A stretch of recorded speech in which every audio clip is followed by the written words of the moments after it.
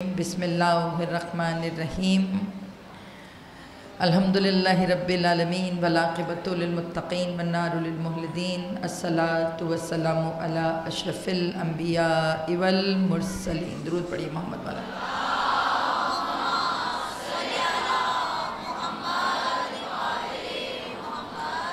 خیر المبشرین والمنذرین نبی المذنبین نبینا ابو القاسم محمد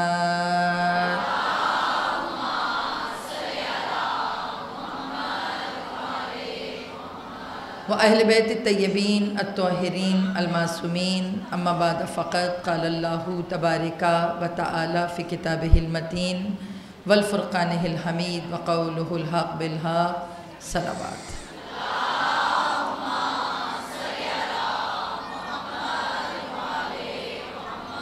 وعجل فرجہم، مجلس کی قبولیت کے لیے، دعاؤں کی قبولیت کے لیے، مرحوم کے بلندی درجات کے لیے اور برائے تعجیل ظہور امام زمان بلندتر صلوات۔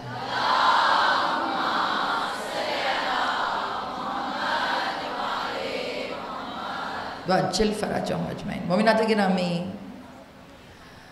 ہزار شکر ہے اس پروردگار عالم کا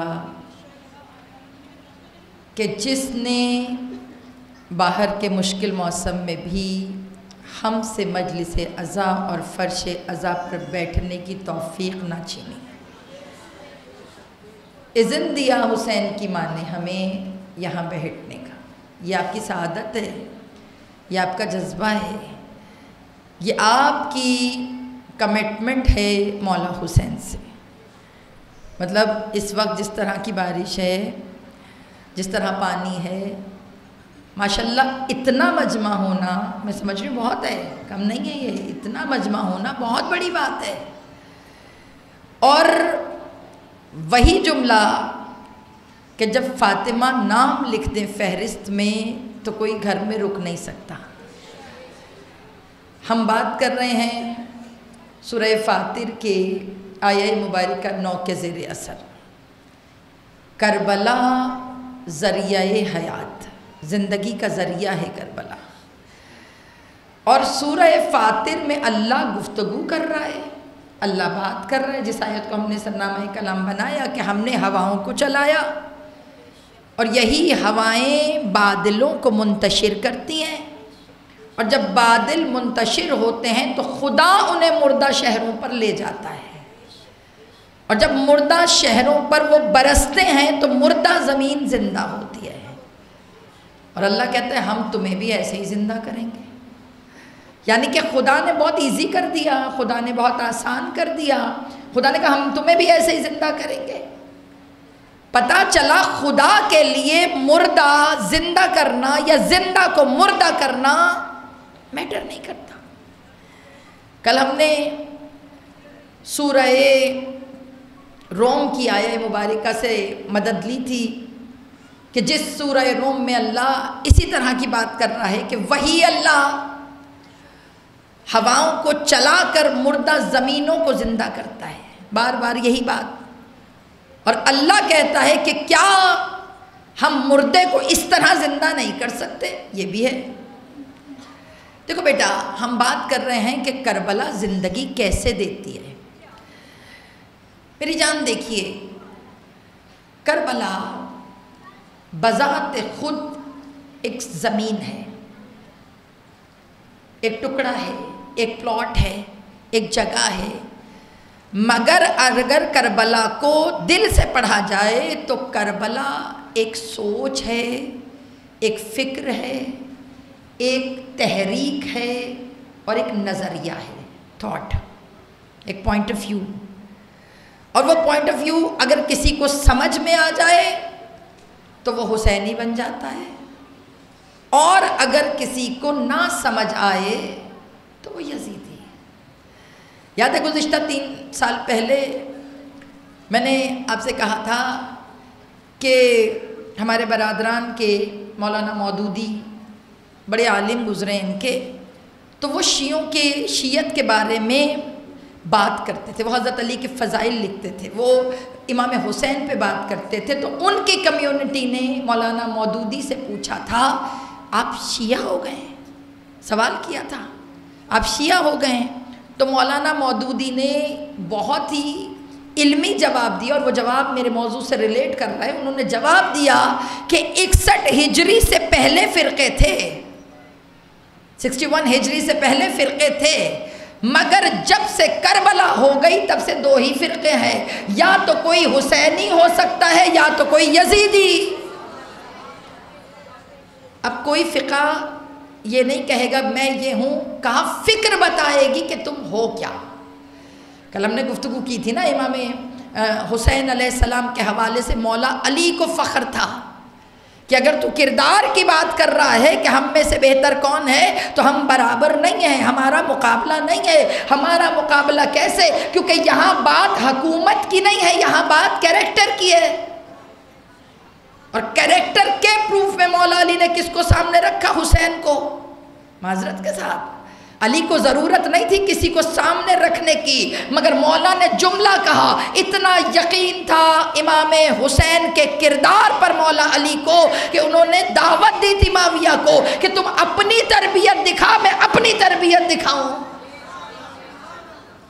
کربلا حسین کا ڈیزائن کیا ہوا ایک شاہکار ہے نا، مولا نے ڈیزائن کیا ہے کربلا کو بڑے انداز سے، بڑے پیار سے۔ یاد ہے آپ کو علماء، میں اکثر کہا کرتی ہوں نا بچوں کو خاک شفا کی گھٹی دیں، 2 چیزیں گھٹی میں ملانی ہوتی ہیں نا، میری بہت بار بار کی بات ہے یہ۔ وہ 2 چیزیں کون سی ہیں؟ ابھی بھی خاموشی، صدقے جاؤں، کس چیز کی گھٹی دینی ہے بچوں کو؟ اتنی دفعہ پڑھ پڑھ کر میں تو سمجھی تھی اب تو سارے بچیوں کو گھٹی یاد ہو گئی ہوگی، پھر دوبارہ پڑھوں میرا بچہ، آب زمزم اور خاک شفا۔ آب زمزم اور خاک شفا کی گھٹی، یہ آیت اللہ بہجت کہا کرتے تھے کہ اپنے بچوں کو آب زمزم اور خاک شفا کی گھٹی دو، اور گھٹی بھی رشتہ داروں کی نظر نہ کرو بلکہ صاحب کردار سے پہلی غذا دلواؤ۔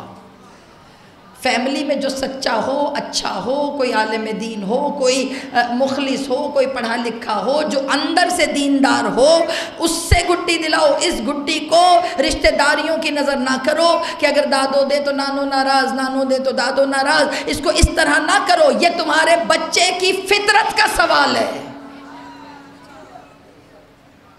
لوگ رسول کی بارگاہ میں لا کر بچہ ڈال دیتے تھے، یا رسول اللہ گھٹی دیجئے، ہم چاہتے ہیں آپ سے بابرکت کوئی نہیں ہے، آپ دیجئے تاکہ آپ کے توسط سے اس کے اندر علم کی خیرات جائے۔ آب زمزم اور خاک شفا، اب رٹ لو کیا دینا ہے؟ ہاں، اب ہر بچے کو پتہ ہونا چاہیے کرنا کیا ہے۔ تو بیٹا یہ تمہاری میراث ہے۔ بہرحال میں تو سمجھ رہی تھی میں اشارہ کر کے گزر جاؤں گی، تم نے میرے 3 منٹ ضائع کر دیے۔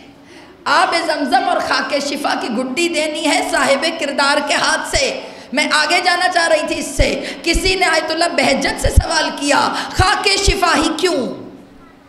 کوسچن، کربلا زندگی کیسے دیتی ہے، خاک شفا ہی کیوں؟ مٹی تو خود مردہ ہوتی ہے، لیکن اللہ نے قرآن میں جہاں مٹی کا تذکرہ کیا وہاں زندگی کا تذکرہ بھی کیا، تاکہ بشر کو یقین ہو جائے کہ جو ایک زمین کے ٹکڑے کو زندہ کر سکتا ہے تو مٹی کا بنا ہوا انسان زندہ نہیں ہو سکتا۔ مردگی ذات کے اندر۔ اب سوال جب کیا خاک شفا کیوں، گھٹی خاک شفا کیوں، تو اس کا جواب آیت اللہ بہجت نے کیا دیا؟ انہوں نے کہا خاک شفا کی 2 تاثیریں ہیں۔ پہلی، وہ تو آپ کو پتہ ہے آیت اللہ بہجت کا پہلا کہ آب زمزم اور خاک شفا کیوں، تو انہوں نے کہا تھا کہ خاک شفا حسینی بناتی ہے اور آب زمزم محمدی بناتا ہے، اور کہا جو محمدی نہیں ہے وہ حسینی نہیں ہو سکتا، اور جو حسینی ہو اور محمدی نہ ہو تو دونوں کے اندر دونوں چیزوں کا ہونا ضروری ہے۔ رسول اللہ ہیں تو حسین ہیں، آپ یہ نہیں کر سکتے کہ رسول کے ہو جائیں اور حسین کی محبت دل میں نہ ہو۔ آپ کو رسول کو بھی رکھنا ہے دل میں اور حسین کو بھی۔ سمجھ رہے؟ دونوں ساتھ ہونے چاہیے. تو سوال خاک شفا ہی کیوں؟ تو آیت اللہ بہجت نے جملے کہا یہ وہ مٹی ہے کہ جو زندہ ہے، بیدار ہے، مردہ نہیں ہے یہ مٹی. کیوں بھائی؟ مردہ مٹی تو مٹی ہے. تو آیت اللہ بہجت نے جواز کیا پیش کیا؟ انہوں نے کہا مردہ ہوتی تو اسے پتہ نہ ہوتا سرخ کس دن ہونا ہے. سمجھ رہی ہیں؟ اگر بے جان ہے، اگر مٹی ہے تو بھئی باقی بھی تو مٹیاں ہیں. اسے پتہ نہ ہوتا کہ کتنے بج کر کتنے منٹ پر سرخ ہو کر گواہی دینی ہے. کہا خاک شفا چٹانے کا مطلب ہی یہ ہے کہ ضمیر مردہ نہ ہو. ضمیر کا سودا اگر کرنا ہو تو حسین سے کریں. گھبرا تو نہیں رہے میری جان؟ کربلا بیداری، کربلا زندگی، کربلا غیرت، کربلا شعور، یہ سب خیرات بڑھتی ہے کربلا کے میدان میں. سمجھ رہے ہو؟ اچھا دیکھو ذرا، کیا امام حسین علیہ السلام کا کمال ہے.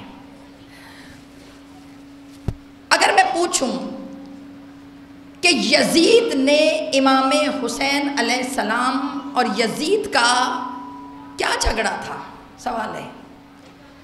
معاشرہ، دنیا جو حرف عام میں گفتگو کرتی ہے، آج کی گفتگو تھوڑی سی خشک ہوگی کیونکہ مجھے آج تھوڑا سا بیک گراؤنڈ میں کربلا کو پڑھنا ہے. کل میں نے تھوڑا سا مولا علی کے حوالے سے آپ کے ایمانوں کو تازہ کیا تھا، مگر میرا موضوع کیونکہ کربلا حیات ہے تو اس لیے میں اس کے حوالے سے آج بات کر رہی ہوں آپ کے ساتھ.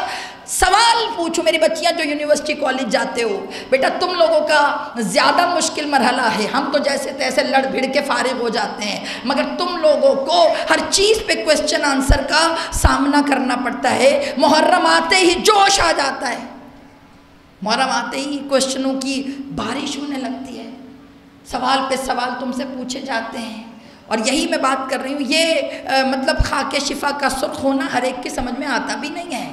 یہ بیدار مٹی ہے نا، تو بیٹے یہاں پر سوال یہ ہے کہ بیداری کے لیے خاک شفا تاکہ ضمیر مردہ نہ ہو. ابھی میں یزید پہ آ رہی ہوں. اور دوسری چیز خاک شفا کی گھٹی میرے ذہن سے اسکپ ہو گئی کہ دینے کی ضرورت کیا ہے. کیوں دوں میں؟ ایک مٹی چٹاؤں، ایک نومولود بچے کے تالو سے مٹی لگا دوں، سائنٹیفکلی بہت رونگ ہے. ڈاکٹر صاحبہ گردن ہلاری، نہیں دینا چاہیے. ڈاکٹر بن کے سوچوں تو واقعی نہیں دینا چاہیے. حسینی بن کے سوچیں، حسینی بن کے سوچیں. بیٹا مطلب یہ ذرا سی اتنی سی اجازت دے دیجیے گا، اتو سی جس کو کہتے ہیں نا، چھوٹی سی سوئی کے ناکے کے برابر. کیونکہ خاک شفا بہت سے زیادہ کھانا بھی حرام ہے کیونکہ اس میں امام حسین کا لہو شامل ہے. دوسری ریزن خاک شفا دینے کی وجہ کیا ہے؟ آیت اللہ بہجت فرماتے ہیں خاک شفا کی مٹی بذات خود طاہر ہے. طہارت کے لیے پہلی غذا پاک دو تاکہ سوچیں بھی پاک ہوں، کردار بھی پاک ہو، اور پھر وہ رزق جو کمائے وہ بھی پاک ہو. بیٹا سب سے زیادہ مسئلہ اس مال کا ہوتا ہے جو کما کے لایا جائے اور حلال نہ ہو. بہت مسئلہ ہے. امام حسین علیہ السلام کے مقابلے پہ جو لوگ کھڑے تھے میری جان، وہ سارے کے سارے امام حسین کے مقابلے پہ جو تھے، سب کے شکموں کے اندر مال حرام تھا. بادشاہوں کے دسترخوانوں پہ بیٹھ کے جو کھانا کھایا، اس کا اثر یہ ہوا کہ وہ قاتل امام حسین بنے. کل میں نے جملہ کہا تھا نا، جا کے پڑھنا تاریخ، جتنے بھی قاتل تھے ان سب کی ہسٹری پڑھو. سب کے باپ رسول کے پہلوؤں میں بیٹھنے والے تھے اور اولادیں ایسی. اور مولا علی نے صاف کہا کہ دیکھو تربیت بتائے گی فیصلہ. اچھا بیٹے، اب یزید نے، امام حسین اور یزید کا کیا مقابلہ، کیوں بلایا، کس وجہ سے دونوں کی لڑائی ہوئی، جنگ ہوئی؟ میں تو اس کو جنگ بھی نہیں کہتی. میں تو جنگ نہیں کہتی کربلا کا مارکا جنگ تو نہیں ہے. اب آپ کے ذہنوں میں کیا آیا؟ بیٹا ہمیں زیادہ تر جو میں معاشرے میں سنتی ہوں اس میں لوگ کہتے کہ یزید اور امام حسین کی جنگ جو تھی نا وہ جنگ اس لیے تھی کہ حکومت مل جائے. بیٹا یہ عام لوگوں کی بات کر رہی ہوں، میں اور آپ نہیں. ہمارے ذہنوں کو تو حسین نے جھنجھوڑ دیا ہے. ہم تو حسین کو اب ہم فائٹر ہیں حسین کے، اور دعا کیجئے کہ مولا حسین آپ کو اپنی سفارت دیں، اپنا سفیر بنائے، کیونکہ ہر عزادار سفیر حسین ہوتا ہے. آپ جہاں جائیں پتہ چلے کہ حسین کا سفیر آ رہا ہے. جہاں جائیں وہاں سفیر حسین بن کر. بیٹے سمجھو کیا جھگڑا گورنمنٹ کا، حکومت کا؟ تو میری جان اگر حکومت کا جھگڑا ہوتا حسین و یزید کا تو آپ اپنی کتابیں اٹھا کر دیکھ لیجئے. یزید نے تو سب سے پہلے حکومت آفر کی تھی، حکومت آفر کی تھی. آپ کو پتہ ہی نہیں ہے کہ یزید کا پلان کیا تھا میری جان. یہ پورا پلانٹڈ، جو کہتے ہیں نا یزید کو سیکیور کرتے ہیں، کبھی تھاٹ آف یزید تو پڑھو بیٹا. آپ کیا سمجھ رہے ہیں کہ صرف دشمنی میں مار دیا؟ یہ جو قتل حسین ہے، یہ جو شہادت حسین ہے، اصل میں یہ دشمنی نہیں ہے. اس کے پیچھے مقصد بہت بڑا تھا، اور مقصد بڑا تھا تبھی تو آج حسین زندہ ہے. بیٹا آج میں کربلا کی بنیاد پڑھ رہی ہوں، میری بچیاں بیٹھی ہیں، تمہارے لیے تبرک ہے یہ آج کا. یہ نہ سوچو کہ یزید کوئی بونگا انسان تھا، جذبات میں آ کے اس نے یہ کر لیا، یا اس کو لالچ تھی تو لالچ میں آ کے یہ کر لیا. نہیں میری جان، اس کے پیچھے پورا ایک پلان تھا. جانتے ہو پلان کیا تھا؟ کسی کے ذہن میں حکومت سے ہٹ کے میرے بیٹے، حکومت سے ہٹ کے دیکھو، اگر حکومت کا معاملہ ہوتا تو دشمنی حسین سے تھی. حسین شہید ہو گئے، جب شہید ہو گئے تو گورنمنٹ کا معاملہ ختم ہو گیا. آفر تو پہلے ہی مدینے کی گورنری کی حسین کو کروا دی تھی کہ مدینے کا جی بیٹے. جزاک اللہ، صحیح کہہ رہی ہے. یعنی کہ مسئلہ چھوٹا نہیں تھا. چھوٹا مسئلہ ہوتا تو شاید مولا حسین پکڑ کر بات کر کر دبا لیتے، اسٹینڈ نہ لیتے. دوسرا پوائنٹ شاید بیعت کا مسئلہ، بیعت لینا چاہ رہا تھا. میری جان بیعت کا مسئلہ کہ حسین اس کے ہاتھ پہ بیعت کر لے. بیعت کا خالی بیعت کوئی چھوٹی چیز نہیں تھی. تم یہ نہ سوچو کہ کوئی چھوٹی چیز تھی حسین بیعت کر لیتے. بھئی سارا مجمع اگر مان رہا ہے، ایک نے نہیں مانا تو کیا فرق ہے؟ مگر یزید کو پتا تھا سارا مجمع مان لے فرق نہیں پڑتا، اگر ایک حسین نہ مانا تو فرق پڑتا ہے. پتہ کیوں؟ امام حسین آتھینٹک سٹی تھے، امام حسین اتھارٹی تھے، امام حسین رسول کی گود میں پلنے والے تھے. اب اگر یہ دشمنی والا سین ہوتا، شہید ہو جاتے حسین، شہادت ہو جاتی. شہادت کے بعد اسیری کا کیا کانسیپٹ؟ اسیری کا کیا کانسیپٹ؟ شہادت کے بعد لاشوں کی پامالی کا کیا کانسیپٹ؟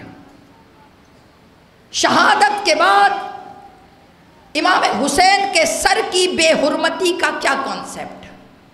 بیٹا اس سے زیادہ ظلم کبھی نہیں ہوا، یہ یاد رکھو. شہادت کے بعد فیملی کو، خاندان کو، بیٹیوں کو، بہنوں کو بازاروں میں پھرانے کا کیا کانسیپٹ؟ کوسچن ہے. یہ سوال کبھی ذہن میں نہیں آئے؟ بیٹا سوال ذہن میں آنے چاہیے، کیونکہ سوال ذہنوں کو زندہ کرتے ہیں. جن ذہنوں میں سوال نہیں آتے وہ ذہن خوابیدہ ہو جاتے ہیں. آج میں نے کہا نا کہ آج مجلس صرف سمجھنے والی ہے. آج صرف مجھے آپ کی بیداری چاہیے. آج مجھے نہیں چاہیے کہ آپ بہت رسپانس کریں، میرے ساتھ بات کریں، صرف سمجھے. اگر آج آپ نے سمجھ لیا، میں سمجھوں گی کہ میرا پیغام آپ تک پہنچ گیا. کیا مقصد تھا حسین کو اس طرح لے کر جانے کا؟ صرف بیعت اور حکومت نہیں تھا. مجھے نہیں پتا میری اس تقریر کے بعد کتنے دشمن اگیں گے. مجھے نہیں پتا اور پرواہ بھی نہیں ہے، آپ کو پتا ہے، پرواہ بھی نہیں ہے. مجھے صرف ایک سوال کا جواب دیں. یزید کو اگر ایز اے کریکٹر ڈسکرائب کریں، کوئی ایک کوالٹی ہے اس کے اندر جو آپ بیان کر سکیں؟ دشمنی رکھ کے نہیں، کینہ رکھ کے نہیں. یہ نہ سوچیے کہ وہ قاتل حسین ہے، 2 منٹ کے لیے اس کو اسکپ کر کے چھوڑ کر مجھے ایک فضیلت یزید کی بتا دیں. بخدا میں کھلے دل سے بات کر رہی ہوں، کھلے دل سے. میں 1 منٹ کے لیے ساری اس کی امام حسین سے جو اس کی دشمنی ہے اس کو سائڈ پہ رکھ کر صرف اس کے کریکٹر پہ بات کر رہی ہوں. اور یہ یزید کے چاہنے والوں کے لیے بھی کھلی آفر ہے، کھلی آفر کہ مجھے کوئی ایک فضیلت بتا دو اس کی، ایک فضیلت کہ جو فضائل بن کے تم کہو کہ یزید ایسا تھا. سوائے ایک اس کی فضیلت جو ہمارے برادران کے پاس یزید کی فضیلت ہے، وہ فضیلت یہ ہے کہ وہ امیر شام کا بیٹا تھا. اور امیر شام کیونکہ عشرہ مبشرہ میں ہے تو ان کی نسبت سے اس کی عزت و تکریم ضروری ہے. سمجھ رہے ہو بیٹے؟ اس کے علاوہ پرسنلی اس کی ذات کی اگر کوئی فضیلت ہو تو بیان کرو. نہیں، ہم تو شیعہ ہیں، ہمارے تو منہ سے نہ نکلے. کیا کروں؟ بعض معاملوں میں ہم بڑے پکے ہیں، پکے. ہمارے منہ سے شیعہ ہے نا تو نہیں نکلے گا، ہم پہ الزام ہے. لیکن بھائی نکلے تو تب جب ہو. آپ تو فضائل پڑھ رہے ہیں تو آپ ہی فضائلوں کی فہرست بھیج دیجئے مجھے. اگلی دفعہ میں بھی تو دیکھوں کہ کون سی فضیلتیں ہیں جن پہ آپ عاشق ہوئے ہیں یزید پر. پتہ تو چلے. بیٹے جملے دے رہی ہوں، کربلا کی بنیاد پڑھ رہی ہوں. یہ نہ سوچو کہ کربلا 61 ہجری میں ہوئی ہے. نہیں میری جان، کربلا کی بنیاد 11 ہجری، بلکہ جملہ تھوڑا اور پیچھے، غدیر سے کربلا کی بنیاد پڑ گئی. جس دن رسول نے ہاتھ بلند کر کے علی کو کہا تھا نا من کنت مولا، اس دن سے بنیاد کربلا کی پڑ گئی تھی. اور آپ کو پتہ ہے کربلا میں جب پتھر مارتے تھے، جب تیر چلاتے تھے تو امام حسین سے کیا کہتے تھے؟ کہتے تھے ہمیں آج بھی نہ خیبر بھولا ہے نہ غدیر بھولا ہے. پتہ اندر کا یہودی مرا نہیں تھا، خیبر یاد تھا تو مطلب یہ تھا کہ یہودی اندر موجود تھا. پتہ چلا کردار ہوتا، تبھی تو مولا نے صاف کہا تھا نا مجھ جیسا تجھ جیسے کی. یہ تو بات مولا حسین نے کردار پہ کی تھی. اب بیٹے سوال پھر یزید نے ایسا کیوں کیا؟ ایسا کیوں کیا؟ 9 لاکھ کا لشکر اکٹھا کیا، مولا حسین کو مدینے سے نکلوایا، مولا کو مکہ سے نکلوایا، پورا اہتمام. کبھی سوچو تو صحیح بیٹے، لشکر اکٹھا کرنا، مجمع اکٹھا کرنا کتنا مشکل کام ہے. مجمع یزید نے اکٹھا کیا اور زندہ حسین رہا. دیکھو اللہ کی بھی حکمت عملی بڑی اسٹرانگ ہے. اللہ کی حکمت عملی پتہ کیا ہے؟ اللہ ہمیشہ مدد کرتا ہے اپنے انبیاء کی. نبیوں کی مدد کی یا نہیں؟ حضرت ابراہیم، حضرت یونس، جتنے نبی، حضرت موسیٰ، ہر نبی کی مدد کی ہے اللہ نے. اور اللہ کی مدد کرنے کا انداز کچھ اور تھا. واقعہ ذہنوں میں ہے اس لیے صرف اشارہ کر کے گزروں. حضرت ابراہیم علیہ السلام کو جب آگ میں پھینکوایا نمرود نے تو میرا بیٹا کتابوں میں جملے لکھیں کہ اتنی آگ تھی کہ پھینکنے والا دھکا نہیں دے چاہ رہا تھا. تو پھر مشورہ دیا گیا کہ منجنیق سے حضرت ابراہیم کو منجنیق میں رکھ کے پھینکو. اور اس آگ کا تندور جلا کر اتنا مجمع اکٹھا کیا کہ دیکھو آج ابراہیم کے ساتھ ہونے کیا والا ہے. اب ذرا بتاؤ مجمع کس نے اکٹھا کیا؟ بولو. نمرود نے. پیسے کس کے خرچ ہوئے؟ نمرود کے. لوگ کس نے سارے کھڑا کر کے تماشا کس کا بنانا چاہا؟ نمرود نے چاہا کہ حضرت ابراہیم کا تماشا بنے۔ اب ساری اسیسریز نمرود کی ہیں مگر جلسہ لوٹ لیا حضرت ابراہیم نے۔ جیسے آج کل ہمارے پاکستان کی پولیٹیکل سچویشن ہے، بندہ کوئی اکٹھا کرتا ہے، نعرے کسی کے لگتے ہیں۔ کتنا دکھ ہوتا ہے جب مجمع کسی کا ہو، جلسہ کسی کا ہو اور نعرہ کسی کا لگے۔ اللہ تعالیٰ پاکستان کے حالات پہ رحم فرمائے اور اللہ ہمیں بہترین عادل حکمران عطا فرمائے۔ لیکن بیٹے یہ سوچ لینا کہ حکمران اگر بددیانت ہو تو یہ بھی اللہ کی طرف سے عذاب ہوتا ہے امت کی خاموشی کا۔ اگر ہم پہ بددیانت حکمران مسلط ہے تو میرا بیٹا اس کی ایک وجہ ہمارا بے حس ہونا بھی ہے۔ ہم سارے کے سارے، معافی کے ساتھ عرض کروں، جہاں پہ بھی کرپشن کا موقع ملے ہم اپنی نوعیت کی کر لیتے ہیں۔ کرپٹ ہونے کے لیے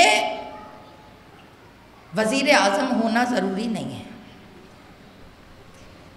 اگر کسی دکاندار نے کم تولا تو اس نے اپنے حصے کی کرپشن کر لی۔ اگر کسی استاد نے بچوں کو وقت جتنا تھا اتنے میں نہ پڑھایا تو اس نے اپنے حصے کی کرپشن کر لی۔ اگر ماں نے اپنی اولاد کی صحیح تربیت نہ کی تو ماں نے اپنے حصے کی کرپشن کر لی۔ تو بیٹا جب ہر طرف کرپشن ہے تو ایک وزیر اعظم کرپٹ کیوں نہ ملے؟ یہ میری اور آپ کی فطرت کا نتیجہ ہے کہ ہم پر بددیانت حکمران مسلط ہو رہے ہیں۔ میں کوئی پولیٹیکل پرسن نہیں ہوں مگر اپنے وطن سے محبت حسین سے ملی ہے اور یہ کرنا مجھ پہ واجب ہے۔ اپنے وطن سے محبت کرنا مجھ پہ واجب ہے، اسی لیے میں کسی کا نام نہیں لے رہی، ورنہ پھر اگلے دن مجھے کل پریس کانفرنس کرنی پڑے گی۔ اسی لیے میں بغیر نام کے ڈیش ڈیش بات کر رہی ہوں، سب کو سمجھ آ جاتی ہے کتنا ماشاءاللہ۔ تو بیٹا یہ مسئلہ یہ ہے، دعا دل میں کریے گا کہ پاکستان کے لیے خدا بہتری کرے، ٹھیک ہے؟ موضوع کی طرف آ جاؤں میں جلدی چلنا ہے مجھے اچھا لگ رہا ہے کہ آپ پورے دھیان سے سن رہے ہیں، کمال ہے، بہت شکریہ آپ کے سننے کا۔ تو بیٹے سمجھو، اب نمرود کے حکم پر حضرت ابراہیم کو دیکھنے مجمع کٹھا۔ اب اللہ نے نہ بارش برسائی، اللہ نے نہ ہوا چلائی، اللہ نے نہ لکڑیاں گیلی کی، نہ آگ کو جلنے سے روکا۔ اللہ نے کیا کیا؟ اللہ نے آگ کی تاثیر کو بدلا۔ اب نمرود نے آگ جلائی، اسیسریز مشینری ساری نمرود کی، مگر جب ابراہیم جلتی ہوئی آگ سے سیدھے باہر نکلے تو سارا جلسہ ابراہیم کے قصیدے پڑھ رہا تھا۔ اتنا مجمع ابراہیم اکیلے کٹھے نہ کر سکتے، اللہ نے ابراہیم کے لیے جلسہ کٹھا کر کر تبلیغ اپنی توحید کی کروا دی۔ عزاداران امام، خدا کو پتا ہے کہ باطل کے کعبہ بھی ایسا ہی ہے۔ میرے دماغ میں کعبہ آ گیا ہے، کعبہ بھی ایسا ہی ہے، ڈیوٹی لگائی ہوئی ہے، سنبھال کے رکھو، سال بھر میں غسل دو، کوئی اس پہ ہاتھ نہ لگائے، چمکاتے رہا کرو، روزانہ فرش دھو، گندگی نہیں ہونی چاہیے، جہاں پہ ٹوٹ پھوٹ ہو وہاں مینٹیننس کرو، سب کچھ ان کے حوالے کر کر، اور پھر کہا سنبھالو تم، حکومت میرا بارواں کرے گا۔ یہ حکمت الہیہ ہے۔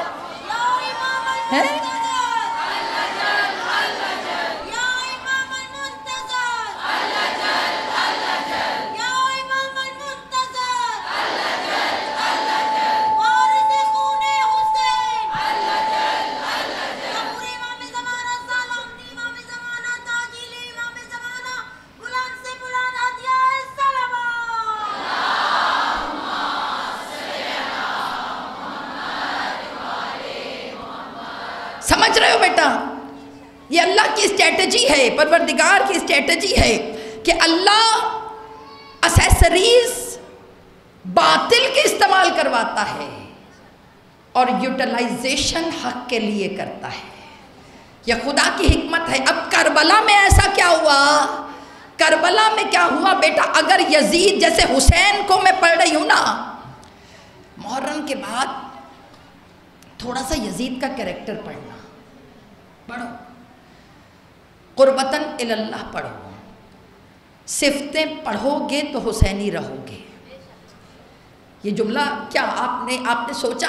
میں نے یہ نہیں کہا حسین پڑھیں، میں نے کہا یزید پڑھیں، یزید پڑھیں گے تو حسینی رہیں گے۔ یہ کیسے؟ کہا اس کی صفتیں، اس کی بد خصلتیں پتہ چلیں گی تو اوائڈ کرو گے نا، کہ اس میں یہ تھا مجھے یہ نہیں کرنا، اس میں یہ تھا مجھے یہ نہیں کرنا۔ یزید کی خصلتوں کو اوائڈ کرنا ہی حسینیت ہے، حسینیت ہے۔ پڑھنا یزید کو، اگر کچھ نہ ملے تو یزید کی شاعری پڑھو، پوئٹری۔ میں بہت سیدھی سیدھی باتیں کر رہی ہوں۔ شراب کے نشے میں دھت ہو کر، مسجد نبوی میں گھوڑے باندھ کر، یہ باتیں اتنی کھل کے ممبر سے کوئی نہیں کرتا، یہ میں آپ کو بتاؤں، لیکن میری بچیاں بیٹھی ہیں، مجھے بتانا ہے کہ یزید کیوں ہے، ہم اس پہ تبرہ کیوں کرتے ہیں، ہم اس سے نفرت کیوں کرتے ہیں؟ صرف قتل حسین نہیں ہے، اس کے پیچھے وہ بے حرمتیاں ہیں جو یزید نے اللہ سے منسوب چیزوں کی ہے، جو کعبے کے اوپر آگ کے گولے برسائے، وہ ہے یزید۔ کھل کے نہیں، واقعہ ہرہ پڑھ لو گھر جا کر، واقعہ ہرہ پڑھو گے تو پتہ چلے گا کہ وہ کون سی نسلیں تھیں جو امامت کی دشمن بن گئے۔ ہسٹری بیٹے اگر پڑھو گے تو تمہیں کربلا کی بیس کا پتہ چلے گا، کربلا پتہ چلے گی۔ کیا کہا یزید نے؟ اب سنو ذرا ترجمہ کیا ہے یزید کی شاعری کا۔ 2-3 باتیں میں یزید کی شاعری کی کروں۔ درود پڑھیے محمد والا۔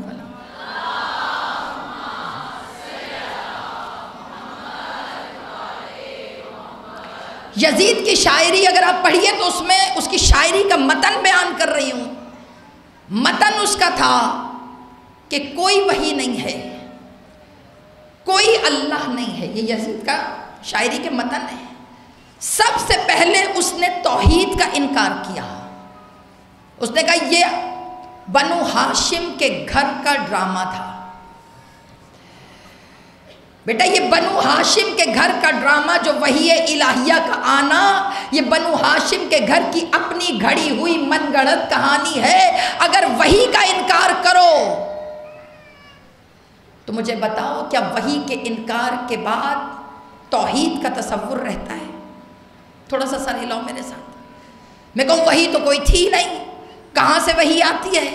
وحی کا انکار اصل میں اللہ کی قدرت کا انکار، اور جب اللہ کی قدرت کا انکار تو وحی کس پہ اترتی تھی؟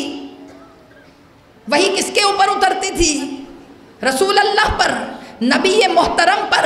پتا چلا ایک وحی کے انکار سے ادھر اللہ کا انکار ہوتا ہے اور ادھر رسول کا انکار ہوتا ہے۔ پتا چلا وہ مشرک بھی ہونے کی کوشش کر رہا تھا اور کافر بھی، اور لوگوں کو اپنی تھاٹ پہ لے کے چلنا چاہتا تھا، لوگوں کو توحید اور رسالت دونوں سے متنفر کر رہا تھا۔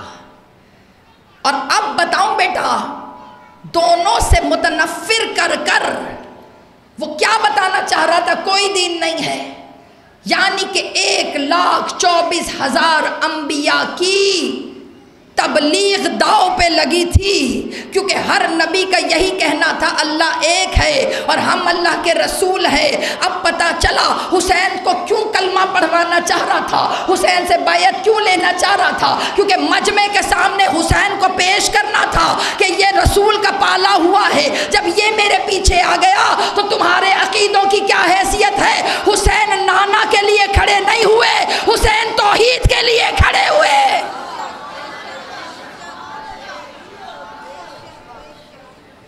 سمجھ آ رہی ہے؟ سمجھ آ رہی ہے؟ یہ جو اسٹینڈ مولا حسین نے لیا، صرف حکومت کے لیے نہیں تھا. اور بیٹا ایک اور بات بتا دوں، یہ ہے کربلا. کربلا صرف رونا نہیں ہے، کربلا ایک فکر ہے. کربلا مولا حسین علیہ السلام کا توحید پر احسان ہے. بہت بڑا جملہ کہہ رہی ہوں، توحید پر احسان. اور اللہ فرماتا ہے حل جزاء الاحسان الا الاحسان، کہ احسان کا بدلہ احسان کے سوا کچھ نہیں ہے. اللہ تو نے کیا کیا؟ کہ حسین نے مجھے بچایا، میں نے قیامت تک حسین بچا لیا. یہ گیو اینڈ ٹیک ہے، گیو اینڈ ٹیک. بیٹے بتاؤں، دیکھو خالی حسین کی ذات تک سمجھ آ گیا. کوئی ظلم ایسا نہیں تھا جو کربلا میں نہ ہوا ہو. کربلا میں نہ ہوا ہو نہیں، کربلا کے بعد تشہیر اہل بیت کی، خانوادہ اہل بیت کی تشہیر، توحید پر اللہ کے یہ جو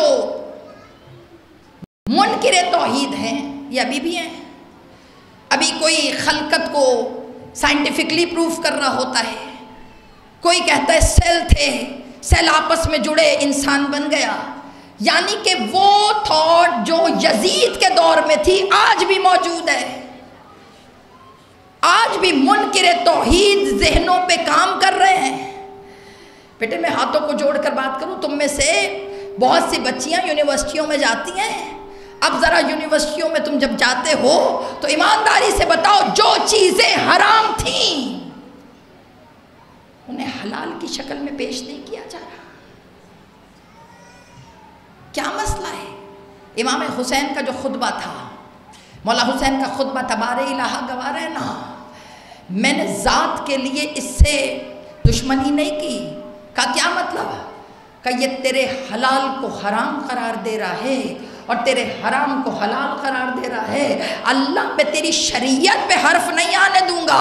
اور بیٹے سوال یہ جو ظلم کی انتہا، نتیجہ دے رہی ہوں، ظلم کی انتہا. ٹھیک ہے حسین سے دشمنی تھی، گلا کاٹ لیا، مولا سے دشمنی تھی، لاشا پامال کر لیا، مولا سے دشمنی تھی، خیموں میں آگ لگا دی. ٹھیک ہے سمجھ آ گیا نا. مگر خان وادے کو تماچے، سمجھ رہے ہیں؟ آپ کو پتہ ہے شام کے بازاروں میں روایتوں میں جملے لکھے ہیں، سر حسین ہاتھوں میں اچھالتے تھے، بے ادبی کرتے تھے مولا کے سر کی. بے ادبی کتابوں میں جملے ہیں کہ ہاتھوں میں اچھال اچھال کے پتہ کیا کہتے تھے. سنو بیٹے، یہ جو ظلم کی انتہا ہے نا، اس ظلم کی وجہ پتہ کیا تھی؟ اس کا عقیدہ، اس کا میسج، اس کی تھاٹ یہ تھی کہ جس خدا کے لیے حسین نے اپنا گھر لٹایا ہے، اتنا ظلم کر رہا ہوں، اگر وہ خدا ہوتا تو حسین کی مدد کے لیے آتا. کبھی اس طرح سنا ہے تم نے کربلا؟ بیٹا خدا کی نفی کے لیے، توحید کی نفی کے لیے کہا کہ اللہ مدد کرتا ہے، اللہ مددگار ہے، تو کہا جس حسین نے اپنے آپ کو خدا کے لیے شہید کروا دیا، کہاں ہے وہ خدا؟ سر اچھالتے تھے، حسین تیرا خدا کہاں ہے؟ حسین میں تیری سکینہ کے رخساروں سے بے ادبی کر رہا ہوں، تیرا خدا کہاں ہے؟ یہ مجمع میں لے جا کر ظلم پتہ کیوں ہو رہا تھا؟ تاکہ لوگوں کے دلوں میں خدا کی نفرت ڈالی جائے. عزادارن امام، عزادارن امام جب وہ کہتا تھا خدا کہاں ہے، مجمع کٹھا کر کر، بازاروں میں تشہیر کر کر، نو کے سینہ پہ حسین کا سر چڑھا کر جب وہ کہتا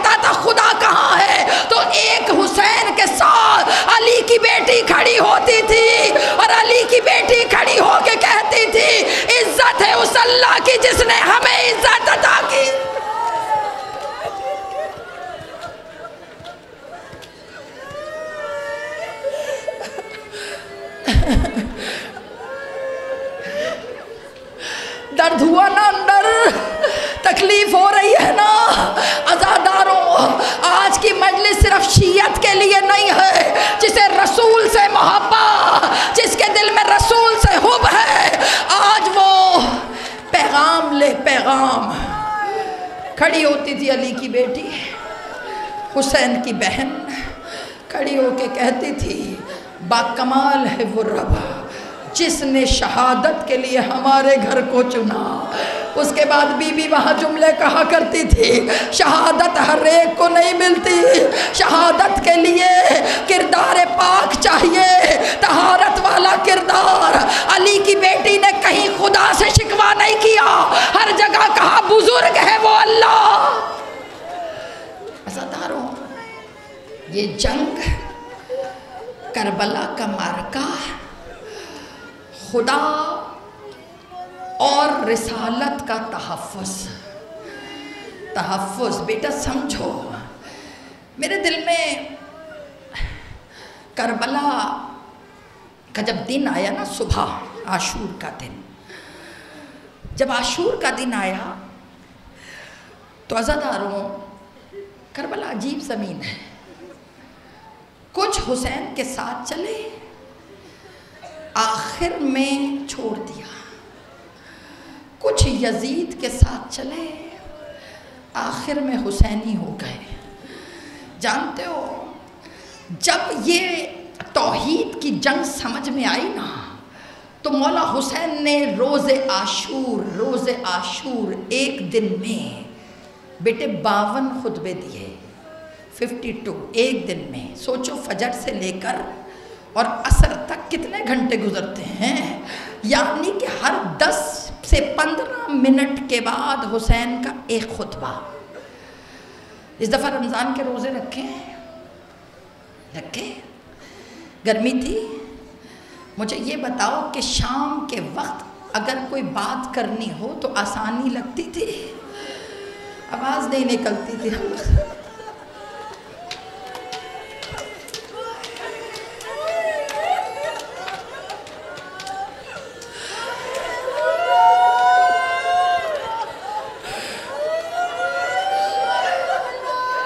اجرکم اللہ، خدا تمہارے دلوں میں بسی ہوئی کربلا آباد رکھے۔ آج اپنے دلوں میں جو مرکز حسین ہے نا، اس پہ کھڑے ہو کے ماتم کرو۔ آج حسین کی جو قبر تمہارے اندر ہے، آج اس پہ پرسا دو۔ آج دل کی کربلا میں کھڑے ہو کے پرسا دو۔ عزادارو، میں نے تو صرف پوچھا ہے آپ سے، میں نے صرف پوچھا ہے کہ شام کو بات کے لیے آواز نکلتی تھی، آپ نے کہا نہیں پتہ ہے، ابھی روزہ کھلے گا پانی پی لیں گے۔ مگر جس کے ہونٹوں پر دڑاڑیں پڑی ہو، جس کو 3 دن سے پانی نہ دیا گیا ہو، وہ کھڑے ہو کر انا حسین ابن علی، میں حسین، میں اللہ کے رسول کا نمائندہ، میں حسین۔ عزادارو، سوکھے گلے سے 52 خطبے آج تک مجھے سمجھ نہیں آئی تھی کہ مولا حسین یہ کبھی فجر کی نماز، کبھی ظہر کی نماز، کبھی عصر کی نماز، مولا حسین یہ تیروں کے مسلوں پہ نمازیں کیوں پڑھ رہے ہیں۔ آج پتہ چلا حسین نے گلا کٹوا دیا، مگر اللہ کی نماز پر حرف نہیں آنے دیا۔ عزادارو،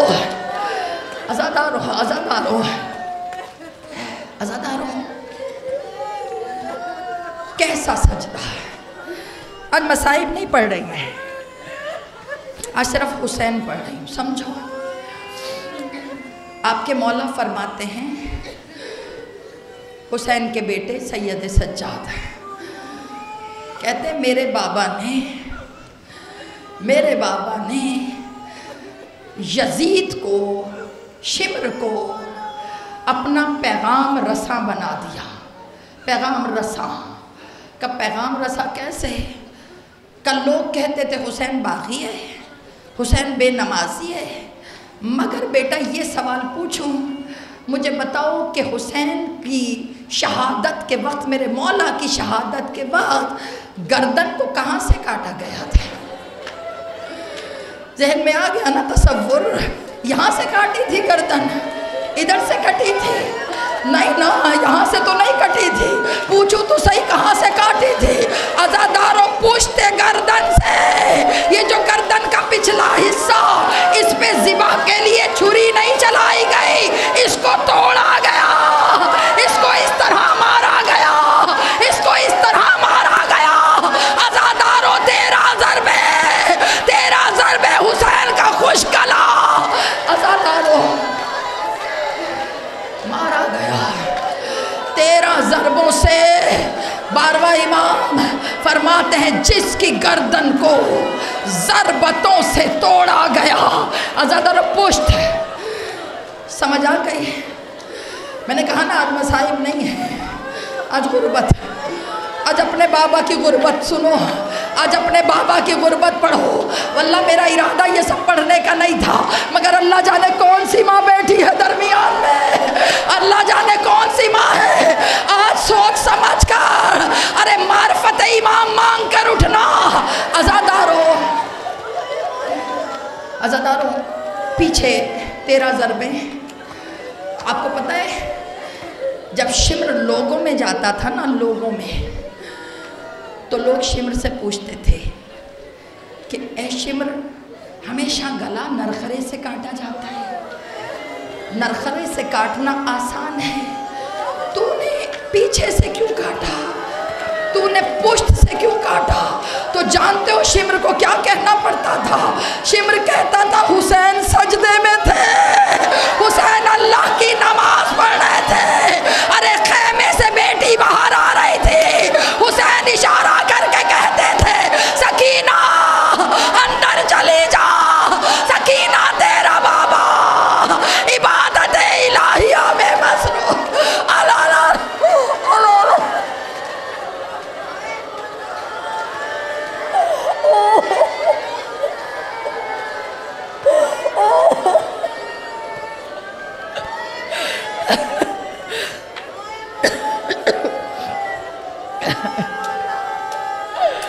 خدا آپ کا پرسہ قبول کرے، خدا آپ کا گریہ قبول کرے، جناب زہرا آپ سے راضی ہو کے جائے۔ مولا ہماری حقیر سی اس کاوش کو اپنی بارگاہ میں قبول و منظور فرمائیے۔ بارے الہ یوسف زہرا کو اذن ظہور عطا فرما، بارے الہ ہمیں امام کے ناصران میں شمار فرما، بیماروں کو شفائے کاملہ، جس نے جس طرح اس مجلسوں میں حصہ ڈالا قبول و منظور فرما۔ ربنا تقبل منا انک انت السمیع العلیم۔ ماتم حسین۔